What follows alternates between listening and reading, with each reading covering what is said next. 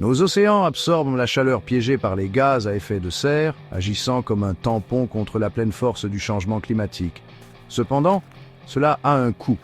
Telles une fièvre qui s'empare d'un corps, les vagues de chaleur marine sont des périodes prolongées de température de l'eau anormalement élevée. Ces événements extrêmes, causés par une interaction complexe des courants océaniques, des schémas atmosphériques et du réchauffement climatique, deviennent plus fréquents, plus intenses et plus longs. Imaginez une casserole d'eau qui mijote sur le feu.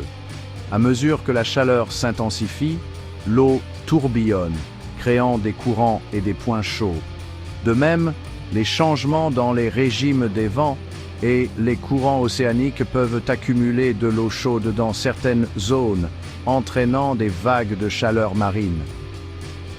Ces changements peuvent être naturels, mais le changement climatique met de l'huile sur le feu, intensifiant ces événements et poussant les températures de l'océan à des niveaux sans précédent. Les conséquences de ces vagues de chaleur sous-marine sont considérables et dévastatrices. Du microscopique plancton aux majestueuses baleines, la vie marine prospère dans une plage de températures étroites. Lorsque ces limites sont franchies, l'équilibre délicat de écosystèmes entiers est perturbé. Les récifs coralliens, souvent appelés les forêts tropicales de la mer, comptent parmi les écosystèmes les plus dynamiques et les plus riches en biodiversité de la planète. Cependant, ces villes sous-marines sont très vulnérables à la hausse des températures. Les coraux vivent en symbiose avec des algues microscopiques appelées zooxanthelles. Ces algues fournissent aux coraux leur nourriture et leur couleur vibrante. Lorsque les températures augmentent pendant une vague de chaleur marine, le corail est stressé et expulse les zooxanthelles, le laissant blanchi et vulnérable. Sans leur principale source de nourriture, les coraux commencent à mourir de faim. Alors que certains coraux peuvent se rétablir si l'eau refroidit assez rapidement, des vagues de chaleur prolongées peuvent entraîner une mortalité massive des coraux, transformant ces écosystèmes autrefois florissants en cimetières fantomatiques. La perte des récifs coralliens a des effets en cascade sur l'environnement marin. Les poissons perdent leur habitat et leur source de nourriture. Les communautés côtières perdent leur protection contre les tempêtes et l'érosion, et les industries touristiques souffrent. Le déclin de ces écosystèmes vitaux est un rappel brutal de l'interconnexion de notre planète et du besoin urgent d'agir. Les impacts des vagues de chaleur marine s'étendent bien au-delà des récifs coralliens, envoyant des ondes de choc à travers tout le réseau alimentaire marin. Le phytoplancton, ces plantes microscopiques qui forment la base de la chaîne alimentaire marine, est très sensible aux changements de température. À mesure que les températures augmentent, leur taux de croissance et leur distribution peuvent être modifiés, ce qui a un impact sur l'abondance et la disponibilité de nourriture pour un large éventail d'animaux marins. Ces changements se répercutent vers le haut de la chaîne alimentaire, affectant les populations de poissons, les oiseaux marins et les mammifères marins. Par exemple, les changements dans la distribution des poissons-proies en raison du réchauffement des eaux peuvent forcer les prédateurs à parcourir de plus longues distances pour trouver de la nourriture, ce qui a un impact sur leur succès de reproduction et leur survie. Dans certains cas, les vagues de chaleur marine peuvent entraîner des mortalités massives de poissons et d'autres espèces marines, dévastant les écosystèmes locaux et les communautés côtières qui en dépendent pour leur alimentation et leurs moyens de subsistance. Les effets cumulés de ces changements peuvent entraîner des modifications de la composition et de l'abondance des espèces, perturbant l'équilibre délicat des écosystèmes marins.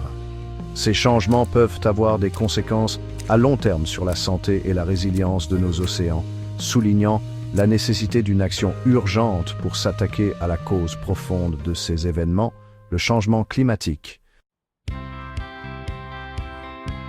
Quatrième section. Havre de paix. Protéger notre cœur bleu. Face à ces menaces croissantes, il est plus crucial que jamais d'établir et de gérer efficacement des aires marines protégées, ou AMP. Les AMP agissent comme des havres de paix pour la vie marine, offrant un refuge contre les pressions humaines telles que la pêche, la pollution et la destruction des habitats. En protégeant les habitats clés et en permettant aux écosystèmes de fonctionner naturellement, les AMP peuvent renforcer la résilience de la vie marine aux impacts du changement climatique, y compris les vagues de chaleur marine. Imaginez un réseau de parcs sous-marins, soigneusement choisis pour préserver les zones les plus vulnérables et les plus importantes sur le plan écologique. Ces AMP serviraient de refuge climatique, offrant une bouée de sauvetage aux espèces qui luttent pour s'adapter au réchauffement des eaux. Au sein de ces zones protégées, les récifs coralliens pourraient se remettre des épisodes de blanchiment, les populations de poissons pourraient se reconstituer et la santé globale de l'écosystème pourrait être rétablie. Cependant, il ne suffit pas de désigner des AMP. Une gestion efficace est essentielle pour garantir que ces zones sont correctement protégées des activités humaines qui peuvent nuire à leur résilience. Cela comprend l'application des réglementations de pêche, la réduction de la pollution provenant de sources terrestres et la promotion de pratiques touristiques durables. 5e section, donner un coup de main aux coraux. Effort de restauration. S'il est primordial de protéger les récifs coralliens existants, les efforts de restauration active sont également cruciaux pour reconstruire les récifs dégradés et renforcer leur résilience aux futures vagues de chaleur. La restauration des coraux peut impliquer diverses techniques, allant de la création de pépinières de coraux à la transplantation de fragments de coraux sur des récifs dégradés. Imaginez des biologistes marins entretenant soigneusement des jardins sous-marins, nourrissant des fragments de coraux, jusqu'à ce qu'ils soient prêts à être replantés sur des récifs endommagés. Ces récifs restaurés peuvent fournir un habitat aux poissons et à d'autres espèces marines, contribuant à restaurer l'équilibre écologique de ces écosystèmes vitaux. Outre les efforts de restauration directe, il est essentiel de s'attaquer aux facteurs sous-jacents qui rendent les coraux plus sensibles au stress thermique, tels que la pollution et la surpêche. En améliorant la qualité de l'eau et en réduisant les pressions sur les écosystèmes récifaux, nous pouvons améliorer le succès des efforts de restauration et donner aux coraux une chance de survivre. 6e section, baisser le chauffage, notre rôle dans l'action climatique. Si les efforts locaux et régionaux pour protéger et restaurer les écosystèmes marins sont essentiels, la solution ultime à la menace des vagues de chaleur marine réside dans la lutte contre la cause profonde, le changement climatique. La réduction des émissions de gaz à effet de serre est primordiale pour ralentir le rythme du réchauffement des océans et atténuer la fréquence et l'intensité de ces événements extrêmes. Cela nécessite un effort mondial pour abandonner les combustibles fossiles au profit de sources d'énergie plus propres et renouvelables. Nous devons investir dans l'efficacité énergétique, promouvoir les transports durables et soutenir les politiques qui incitent au développement et au déploiement de technologies propres. Chacun d'entre nous a un rôle à jouer pour réduire son empreinte carbone et plaider en faveur d'un avenir plus durable.